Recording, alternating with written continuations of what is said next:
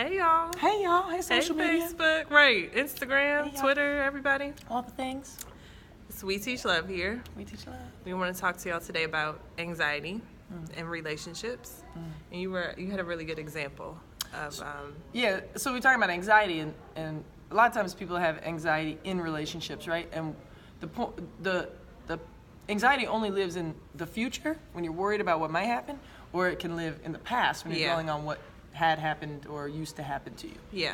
But if you can stay in the present moment and just stick to the facts, then anxiety doesn't have a shot at living there because you're legitimately focused on like problem solving, solution oriented, and fact based information. Right. And none of that is scary because you are looking directly at what you're dealing with. When you don't know what you're dealing with, or you're worrying that what used to happen might happen again, still kind of future, then yeah, sure, of course, I'd be anxious too. Yeah. And what's interesting to me about what you just said with anxiety is, especially in relationships, we were talking about jealousy. If you are jealous or just anxious about something, and that fear that you have will cause you to react, will cause other problems in your relationship because you're reacting now to this thing instead of staying present and solution oriented. And which, if you're like, say you're jealous but nothing's actually happened, that's based out of a lot of assumption, which is based out of fear of what might be. And so, one, super unfair to your partner to make a lot of assumptions about what's going on and what their behavior means or what they might go do. And unfair to yourself. Super unfair to yourself. And I listened to a podcast with Dax and Kristen Bell. Yeah. It's Dax's first podcast. You should go listen to it. It's awesome. And she preaches in that, like, you always have a choice between suffering and happiness. And if you're choosing to feel jealous and live in the future and fear what might be and make assumptions about people's behaviors or why they do what they do without asking questions and getting information, which would not lead to anxiety because that's very fact in the present moment, then you're choosing suffering. Yeah. And so it's unfair to you because you've just chosen to live in a space of suffering. And you could choose to be in the place of happiness and just ask the question. Like, exactly. Hey, I saw you talking to that girl over there a lot. What's your relationship with her? Right. Instead of thinking, he's talking to that girl over there. He must want to be with her, not me. And you know what? What you just said also makes me think of when you're anxious, maybe a good response to anxiety is curiosity. Yeah, and one of my favorite phrases when I start to feel anxiety is I'm like, whoa, be here now. Yeah. Right? Which Coach Wynn, shout out to Coach Wynn. She would say it all the time at basketball and college ball. Yeah. She would be like, hey, be here now, because we'd be all freaking out and worrying about what we're not going to do right or whatever. And so that's a good way to like bring you back to the present moment. And yes, once you get to that moment, then the point is to like get curious and start to ask questions and like gather information, which is not anxiety driven because you're on a mission. You're literally taking an action step, which is focus. And assumptions, when you make assumptions, those drive your anxiety. Assumptions put you in a place to think about the future. Absolutely. They're based on the past, right? About what might happen or what you think is happening that you can't see, right? What you don't have evidence of. A mind reader. Exactly. Like you're projecting. Yeah. So it's almost like that's the perfect response to anxiety is to get curious, especially in relationships, so that you don't make those assumptions that are clearly rooted in the past. And projecting into the future. Right. And I'm a big law of attraction believer. So you got to be really careful because your thoughts are super powerful. So if you are making assumptions and you're like, oh, he's probably going to cheat or she probably this or he thinks that, you're going to be right. Yeah. One day you're going to be right. And even if you're wrong and that person tries to tell you like, no, babe, it's not like that. Eventually they're going to get tired of trying to convince you of that.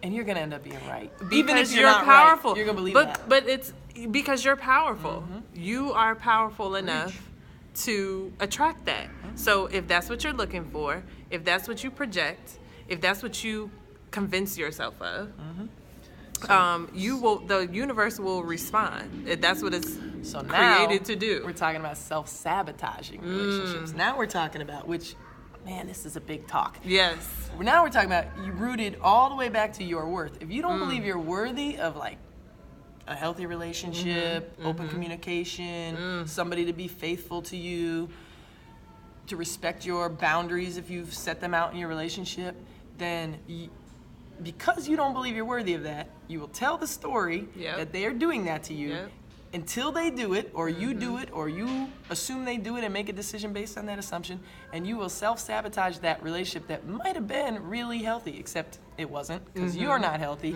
and you can't be in a healthy relationship if you're not healthy. So toxicity. All from anxiety, how anxiety can manifest. Wow.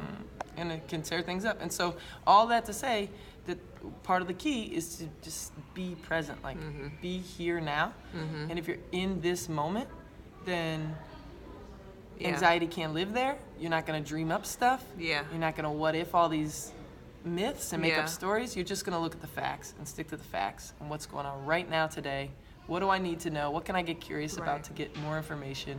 Right. And then make informed choices. What am I going to do with that information? Right. That's not scary. Right. You're capable. Right. Just what I think one of the things we talked about earlier that's, I think, really critical to this is you may toggle back and forth between being present and being anxious from second to second. And that's okay as long as you can still yourself, right? And like recognize what you're doing and then say, okay, but I need to be focused on the present, what I'm going to do right now.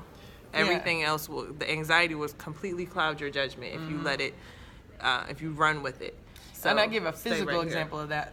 I was in Cancun on vacation. Actually, this happened twice. I thought I would have learned my lesson. Senior year of college, I was in Puerto Rico. Pitch dark. Me and CT, my best buddy, stupidly take our clothes off and we're going to go run in the ocean in the middle of the night. Dumb. There's a sign that says, like, don't do that. We didn't see it because it was dark. Yeah. We run in there, and as soon as we hit the water, both of us start getting, like, sucked in, right? And I definitely very quickly was toggling between, like, panic and focus, because I was like, oh, my God, I'm about to drown, and I got to get to the surface, right? And how do I do that? And as soon as I could maintain focus and think, like, how do I get to the surface? And then my mind was like, go with the water, don't fight, don't resist. Then I figured it out, right? And I was able to surface, and my panic went away. And when I got out, my teammates were all like, oh my gosh, are you okay? And I was like, actually, it wasn't as scary as it sounds like it should have been, because I wasn't anxious. You were able to get focused. Still, and now, focus. When it all started, I was freaking out. Right. But and once I got focused, I was okay. You can give yourself, I think, that grace of you're allowed to be anxious. That's like a human reaction to a lot of things that happen. But then you have to be very intentional about, okay, noticing that you're anxious, naming it, like, this is a trigger for me. This is making me anxious. I'm not able to focus right now. And then making a choice to stay there, or move into a different space. Right. Suffering or happiness. Yeah. Kristen Bell. Suffering or happiness. Good Right. job. Those words were perfect. Right. Simplified that for me a lot. Keep that in mind, guys, in your relationships. Teach love.